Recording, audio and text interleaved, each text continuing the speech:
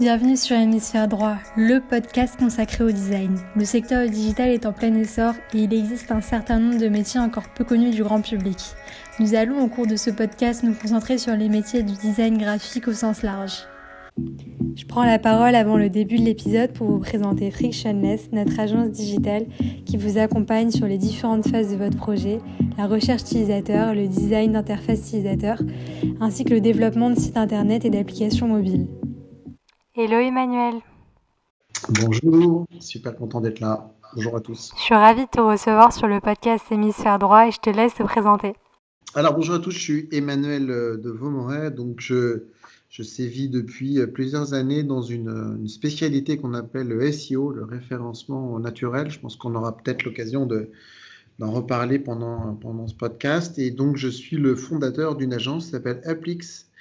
Et c'est une agence en fait qui vient de démarrer, qui veut être le trait d'union entre le référencement naturel en tant que tel, et puis tout ce qui va être les problématiques du UX et les problématiques de CRO, parce que c'est en fait assez intimement lié. Et donc on a ici dans l'agence toutes les compétences pour faire marier les deux et avoir le maximum de résultats, parce que on va en discuter un petit peu, mais ça a de plus en plus d'importance l'un et l'autre. Donc voilà, c'est une nouvelle formule, nouvelle agence, et voilà, j'espère que ça va bien fonctionner. Super. Et bien écoute, pour commencer, est-ce que tu pourrais nous définir un peu ce que c'est que le SEO? Et puis même tu as évoqué le CRO, donc si tu peux aussi revenir un peu plus en détail dessus. Alors, donc du coup, le SEO, c'est le Search Engine Optimization, c'est tout le trafic que vous pouvez capter depuis Google. Alors, le petit bémol à ce que je dis, c'est que depuis Google, vous avez des résultats payants. C'est-à-dire que si je veux tout de suite être premier sur assurance auto, j'ai un moyen très simple qui s'appelle AdWords. Et donc, quand vous tapez dans Google assurance auto, vous allez voir, si vous êtes assez attentif, vous allez avoir des résultats payants, maximum 4, tout en haut. Et donc, ces résultats-là, ils sont assez pratiques parce qu'on peut être premier tout de suite sur une requête et regarder si votre site transforme. Et d'ailleurs, c'est une petite astuce que je donne en parenthèse ici. Souvent, c'est le référencement naturel, le SEO, je vais y venir, c'est une stratégie un petit peu plus long-termiste. Et donc, l'AdWords permet de tester, de se mettre premier sur une requête, alors moyennant un petit budget, mais ce n'est pas forcément des sommes folles. Et donc, on peut comme ça regarder si l'UX de son site ou si la transformation est là. Bref, donc en dessous de ces résultats payants, j'y viens, on a le monde du SEO, c'est-à-dire les résultats algorithmiques de Google qui donnent lieu du coup à l'algo et qui sont normalement pas ou peu manipulables.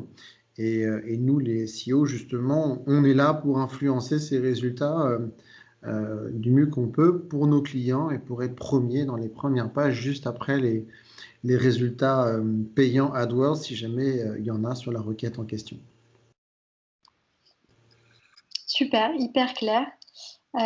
Donc j'avais une question qui était plus de l'ordre du CRO. Qu'est-ce que tu entends par là? Et du coup, est-ce que tu peux faire le lien avec le design? Oui, tout à fait. Alors, donc du coup, justement, le point qui est important, c'est que on a pas mal de nos concurrents qui sont focusés sur la position dans Google. Donc, on va mettre une énergie énorme sur le fait d'atteindre telle ou telle requête. Et en fait, l'objectif ici, c'est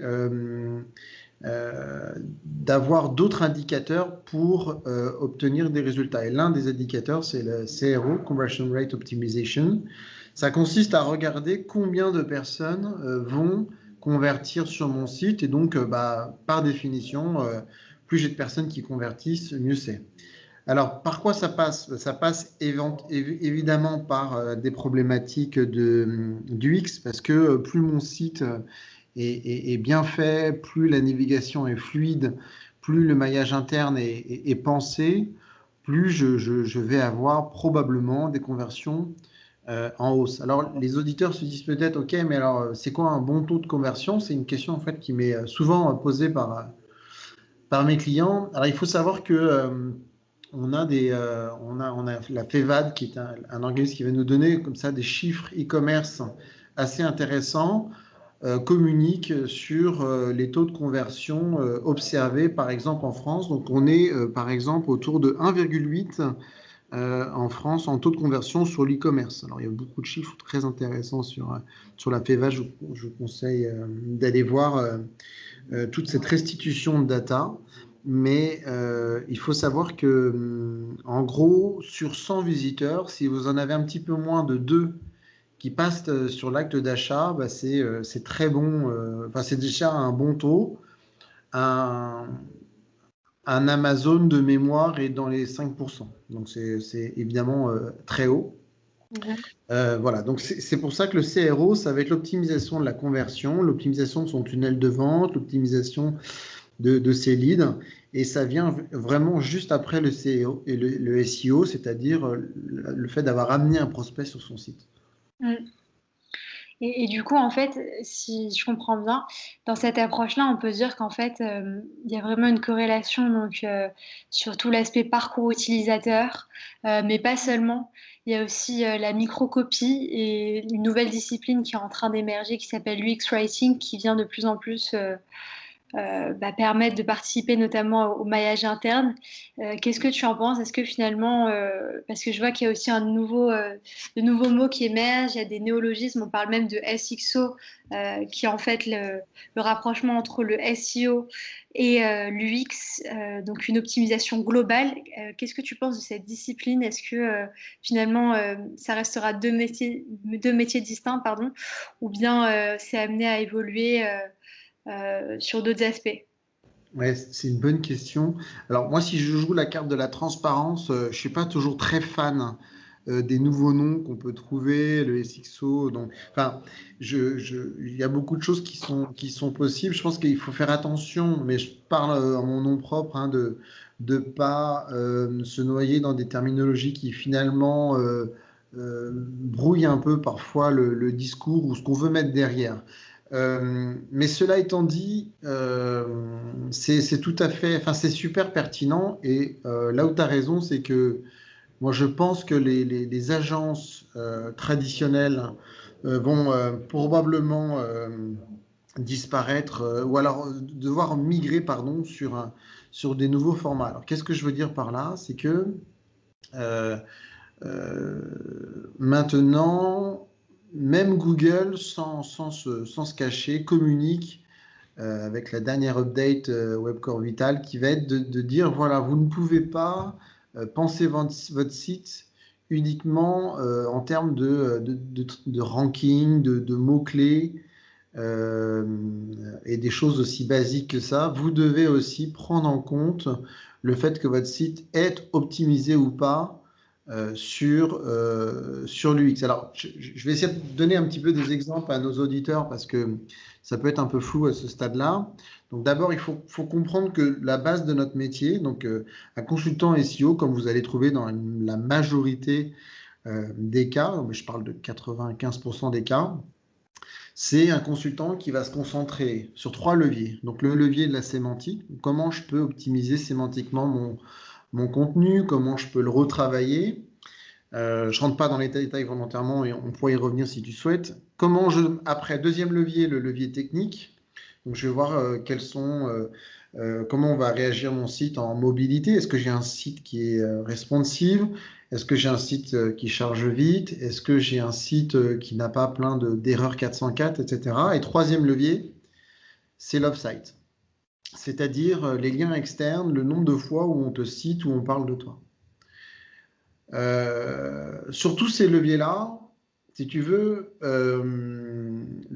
un truc qui n'est pas forcément facile à dire, mais la majorité des agences travaillent sur ces leviers, alors qu'en réalité, c'est pas sur ces sujets-là qu'il faut mettre 100% des efforts. Je m'explique.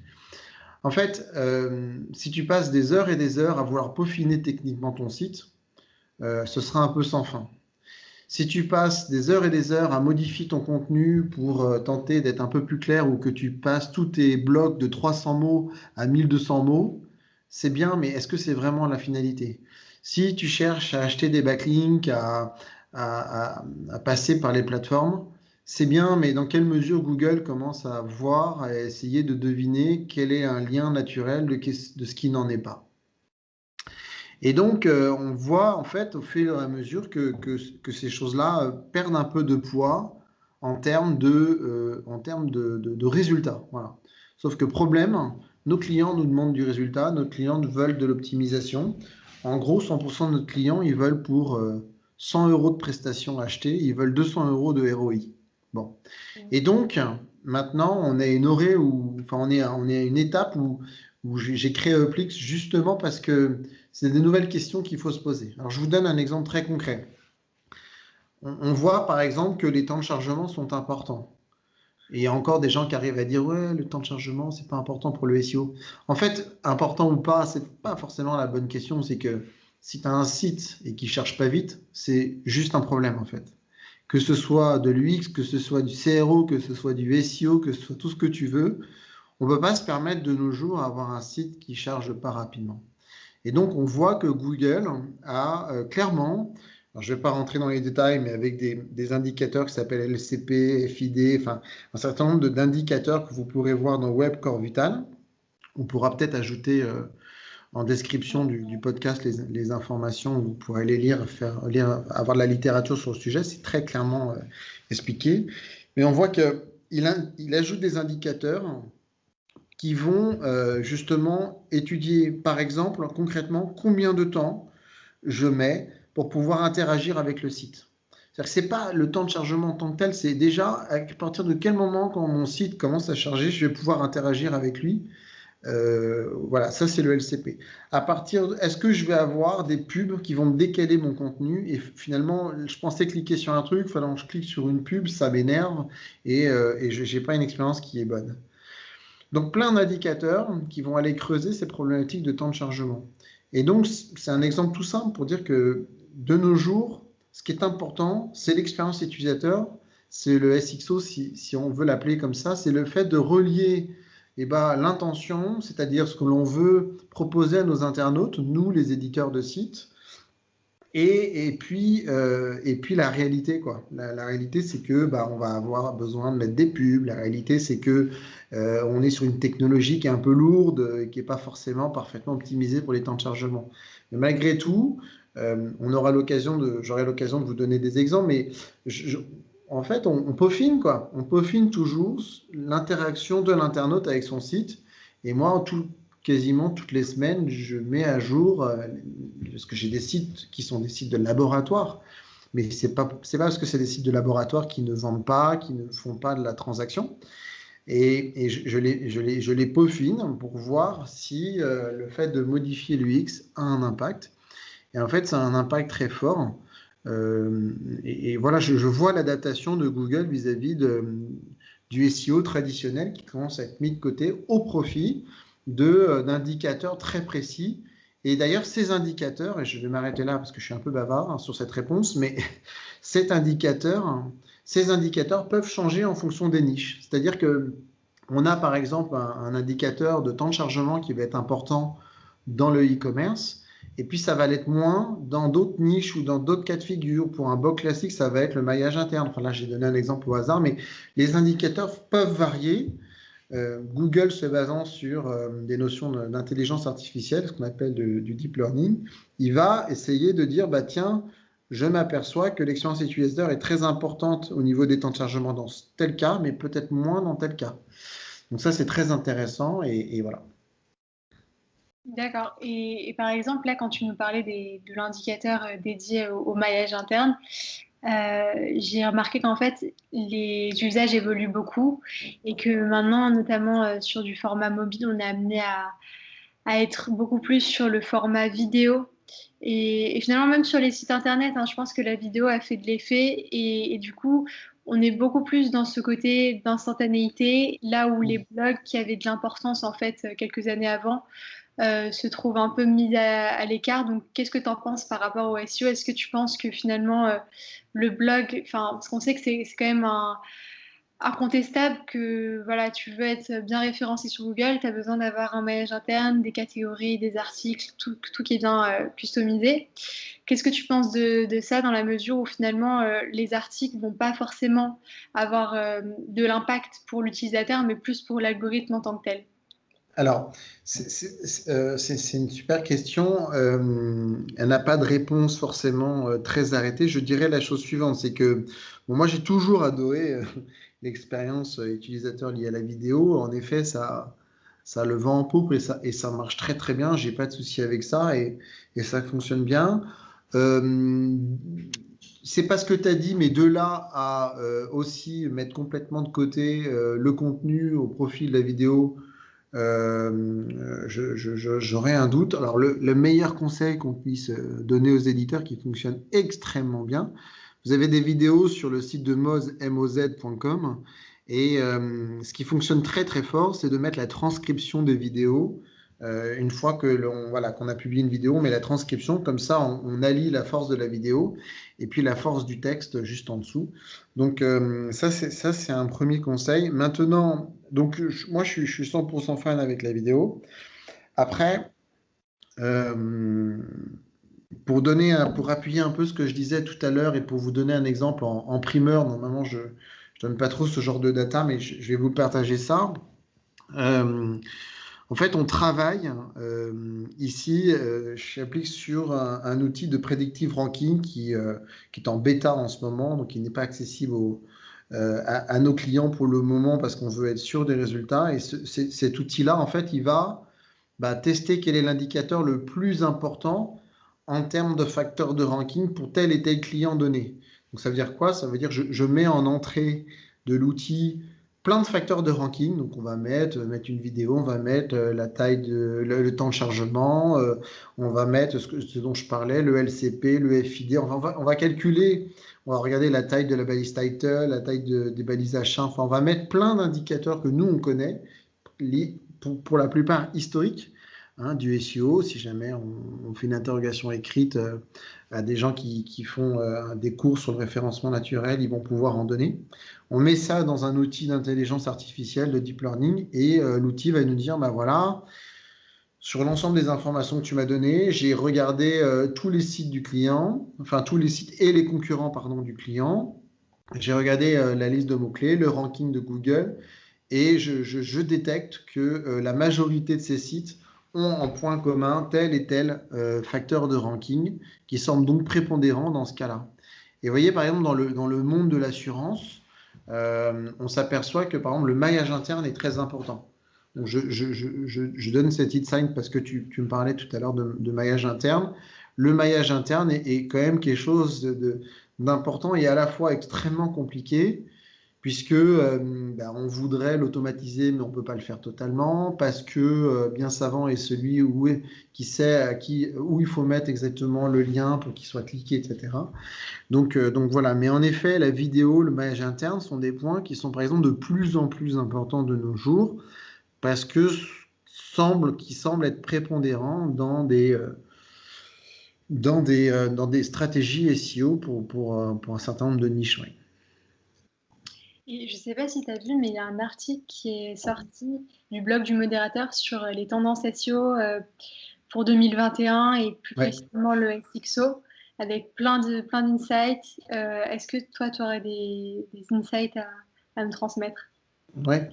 Alors, il y a beaucoup de choses. Je pense que là aussi, je vais faire exprès de ne pas perdre nos auditeurs avec des conseils trop techniques. Bon, moi, ce que je disais tout à l'heure, je le pensais très fort. D'abord, le premier conseil, c'est, et surtout si on parle à des UX et peut-être des intégrateurs, en fait, moi, je vais y aller, je vais y aller franc jeu. Je trouve que très souvent, l'intégration est faite de façon discutable et on se retrouve avec un UX qui au départ est très joli sur le PSD, mais ensuite sur l'intégration, c'est un petit peu fait de façon délicates. Je donne un exemple très simple.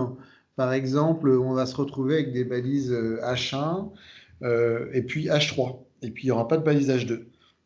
Et on ne sait pas pourquoi. Et donc ça, c'est un peu problématique. Donc mon premier conseil, c'est soigner l'intégration et faire en sorte que on ait une page qui soit notamment, par exemple, sur les balises HN, H2, H3, H2, H1, H2, H3, qui soit vraiment en fonction du contexte. Et on ne va pas mettre, si possible, des balises H4, H5 dans le footer ou dans le header ou dans la sidebar.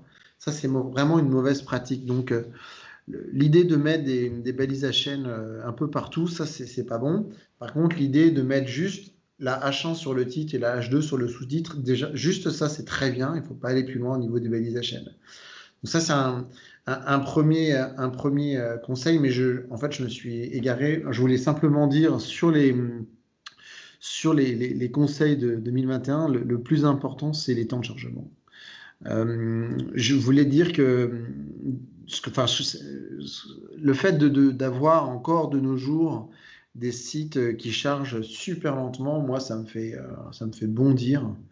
Alors, ce qui est vrai, c'est que c'est facteur de plein de choses. On peut avoir un site assez bien construit, mais un hébergement de merde. On peut avoir l'inverse aussi.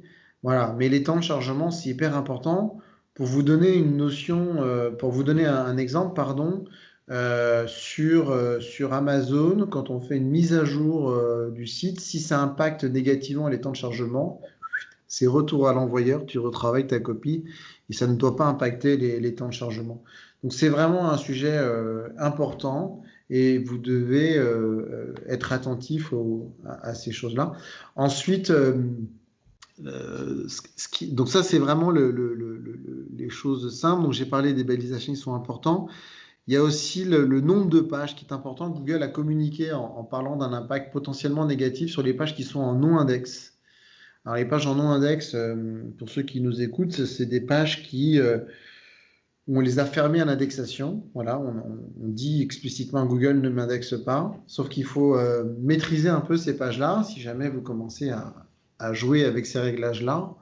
Parce que Google peut commencer à dire, voilà, tu m'interdis d'indexer cette page. Or, je vois qu'elle est consommée et donc par les internautes. Donc, du coup, je doute un peu de ton souhait de ne pas l'indexer puisqu'elle est consommée, elle doit être utile pour les internautes. Et si elle est utile pour les internautes, je ne vois pas pourquoi elle ne serait pas dans mon index, moi, Google.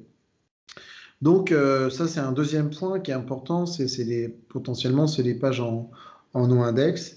Et puis après, c'est le cœur de notre travail ici. Et ça, je pense que la plupart de nos auditeurs sont très calés sur le sujet, mais c'est travailler l'expérience utilisateur. Moi, je vous donne un exemple concret. Alors, pour le coup, là, je ne sais pas encore ce que ça va donner, mais je me suis dit, tiens, en fait, je l'ai vu sur un autre site et je l'ai copié. En mobilité, donc quand on est en version mobile, je mets le menu de mon site e-commerce en bas. Parce que je trouve que le menu est plus accessible avec le pouce quand ça se trouve en bas de l'écran que tout en haut à gauche. Va toucher un burger avec ton pouce et un iPhone dernière génération XXL. Bon, ça me paraît assez compliqué. Donc voilà, je teste des expériences et c'est vrai que voilà, plus on a la chance de pouvoir faire de la B-test et de vérifier un peu l'engagement qu'on peut avoir sur ces sites avec des heatmaps. Vous savez, les heatmaps, c'est des logiciels qui vont permettre de savoir les points de chaleur, où est-ce que les liens sont les plus cliqués. On a aussi Google Optimizer qui va permettre de faire de la B-test et changer, par exemple, ne serait-ce que la couleur d'un bouton pour savoir si ça transforme plus. Bon, ça, c'est plein de petits conseils qui permettent de gravir la montagne du SXO et d'aller chercher du CRO, de l'optimisation et plus de prospects à terme. Yes. Et donc du coup, tu nous parlais du temps de chargement. Est-ce que tu penses que par exemple le fait d'inclure beaucoup de vidéos, qu'est-ce que tu penses en fait de la durée optimale des vidéos sur un site pour un utilisateur lambda, voilà. Alors, premièrement, comment on va intégrer les vidéos sur le site a en effet beaucoup d'importance.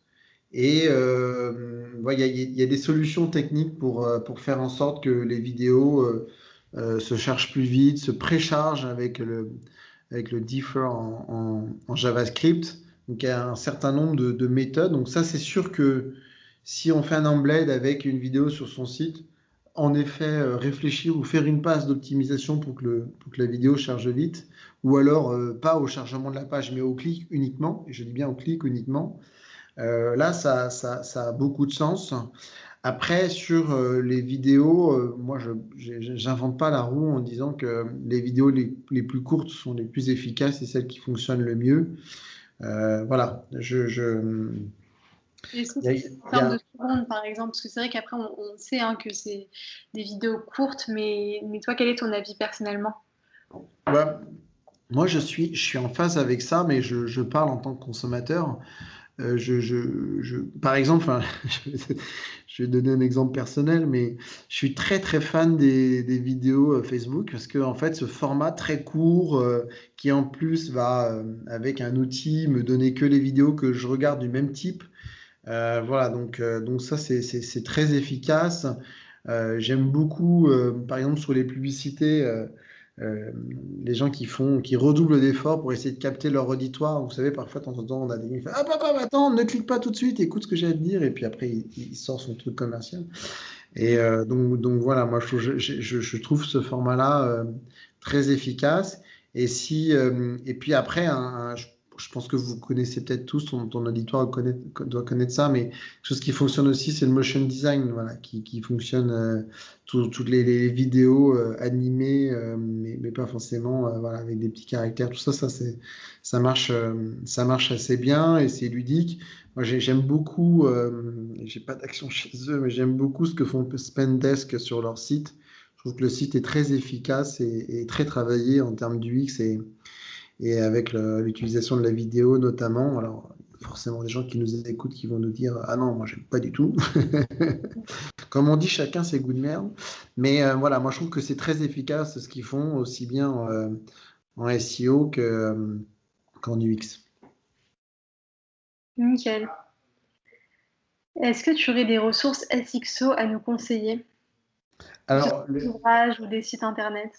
ouais, donc moi ce que je recommande c'est Webcore Vital, vous pouvez taper ça dans Google, il y a énormément de littérature sur le sujet.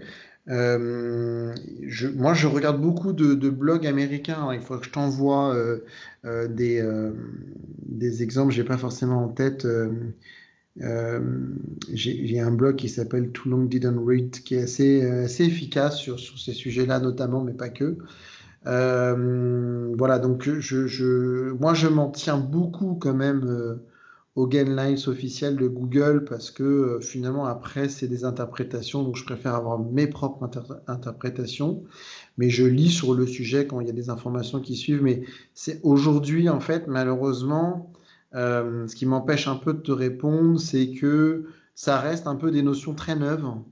Donc, la plupart de la littérature qu'on a sur le sujet, c'est des choses qui survolent un peu, qui vont en gros, en synthèse, vous parler du X, mais de façon très légère. Voilà, on n'a pas encore vraiment de data. D'ailleurs, c'est pas forcément mis en place en France pour le moment.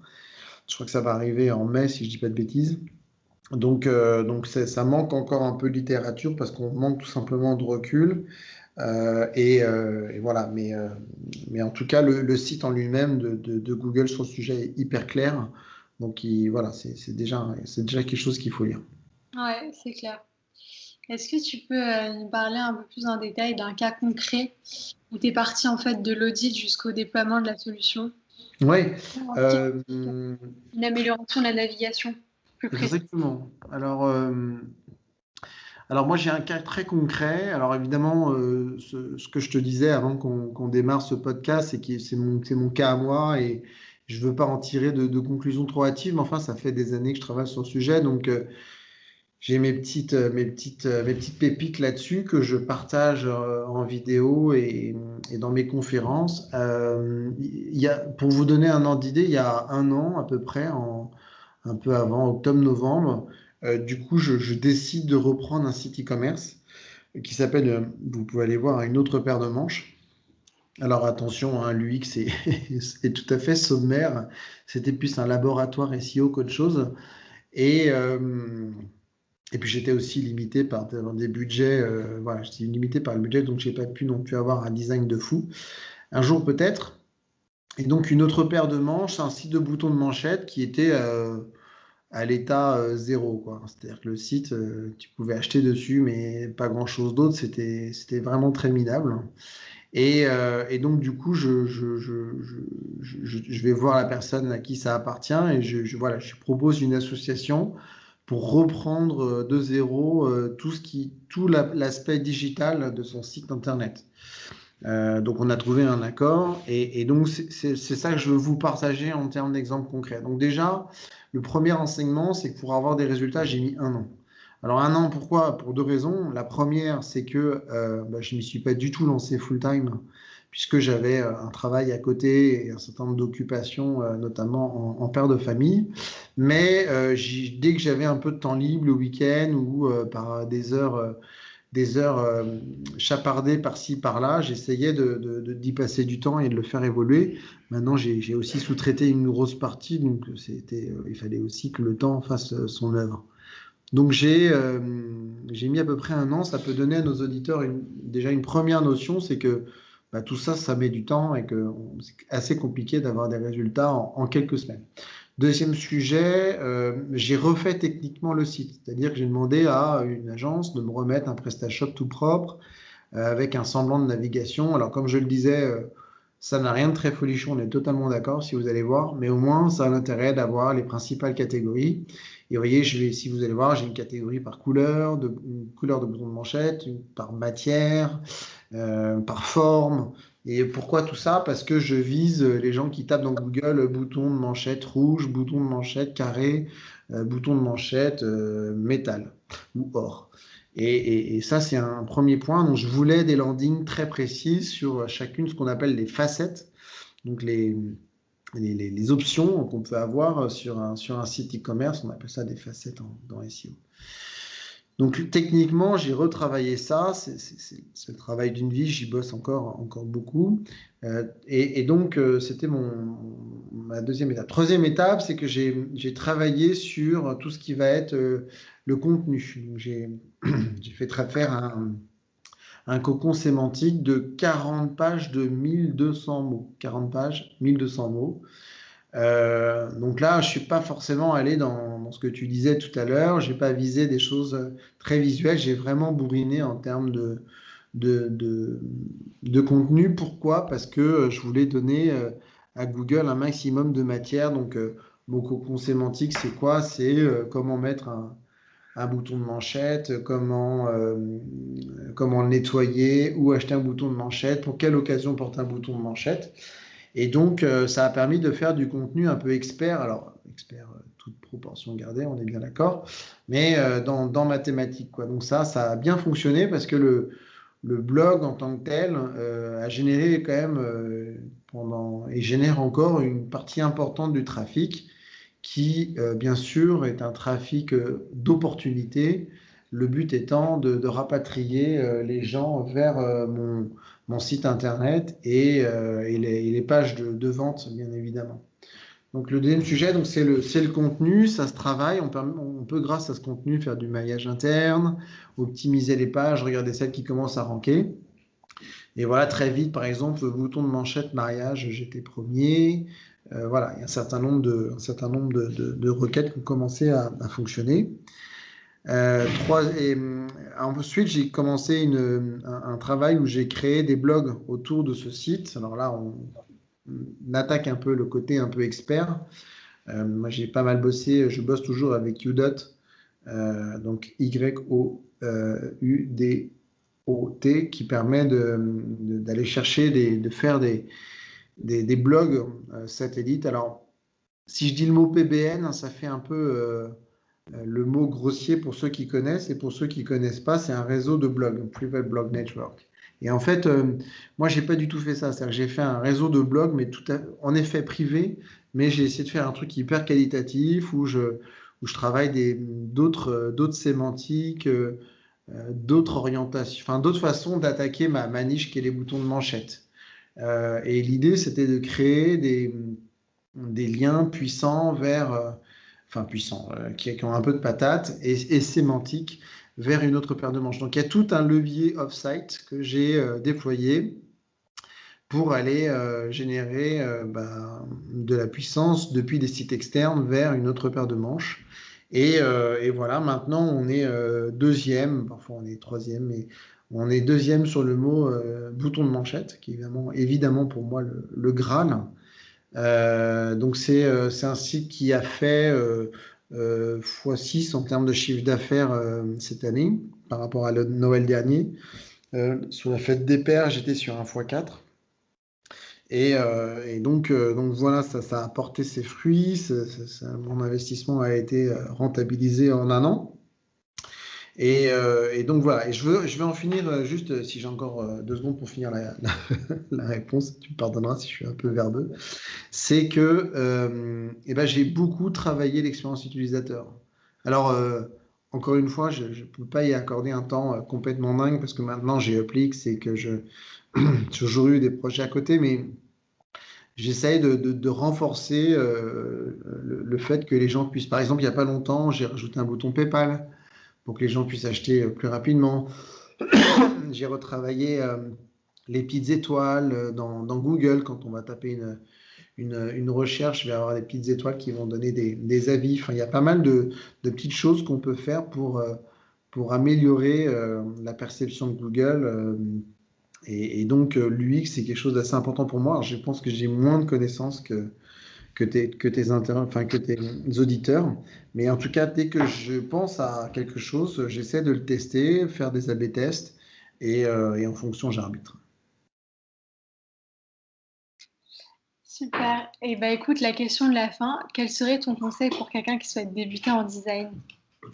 Alors, ça, c'est une question difficile. C'est toujours la question piège, la dernière question, c'est ça? Ouais, bah oui, toujours. Non, c'est pas drôle. En fait, bon, moi, je suis très admiratif de l'UI, de l'UX, du UX. C'est un métier qui est pour moi très difficile parce que beaucoup plus sujet au fait de dire, enfin, à la subjectivité.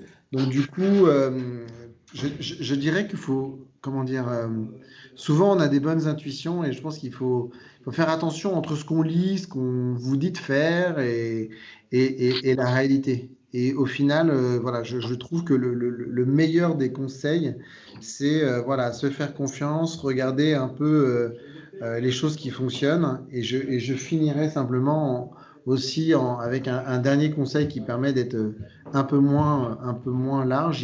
Il y a quand même des outils complètement fabuleux qui permettent, avec la data, de se confirmer nos intuitions. Alors, je pense à qui? Je pense à PerfMaker, donc on pourra les mettre en fin. Je pense à Google Optimizer, qui vraiment est un outil d'aide à la décision. Bon, je peux pas tous les citer, mais voilà, il y a beaucoup d'outils qui permet de se confirmer. Ah si, il y a un outil que je vais vous donner qui est absolument, enfin moi que j'utilise beaucoup, qui est absolument génial. C'est l'outil de Yandex. Yandex, c'est le moteur, c'est le Google russe. Et il y a l'équivalent de Google Analytics qui s'appelle Yandex Metrica et qui permet, donc vous mettez le JS sur votre site, vous vous enregistrez sur le site. Pardon. C'est le Google Analytics russe. Donc voilà, si vous l'utilisez uniquement en compteur de trafic, ça peut faire doublon. Mais il y a une fonctionnalité, et ça je vous le donne en primeur, c'est pas très connu comme astuce. Il y a une fonctionnalité qui permet d'enregistrer vos internautes. Donc en gros, vous installez le JavaScript comme si vous installiez Google Analytics et vous allez avoir une option sur la plateforme qui permet de voir, bah, tiens, regarde, tous ces gens-là, ils ont visité une page, tous ces gens-là, ils ont visité 2 pages, tous ces gens-là, ils ont visité 3 pages. Et on peut derrière cliquer et on voit une vidéo du parcours utilisateur de la personne. C'est-à-dire qu'on le voit cliquer sur A, puis sur B, enfin on le voit naviguer sur le site comme si on était derrière son épaule pendant le surf. Donc ça, c'est super intéressant en fait parce que du coup, on fait ah tiens, il n'a pas cliqué là, il a bugué ici, etc. On arrive à deviner pourquoi il s'est arrêté ou pas toujours, mais voilà. Donc ça, c'est un super conseil qui permet bah, voilà, de se confirmer ce qu'on a fait en se faisant confiance et voilà, en avançant. Voilà, voilà. Ah, bah, écoute, merci beaucoup, Emmanuel. Je t'en prie. J'espère que ça t'a intéressé et que ça va intéresser tes auditeurs. Yes, à la prochaine.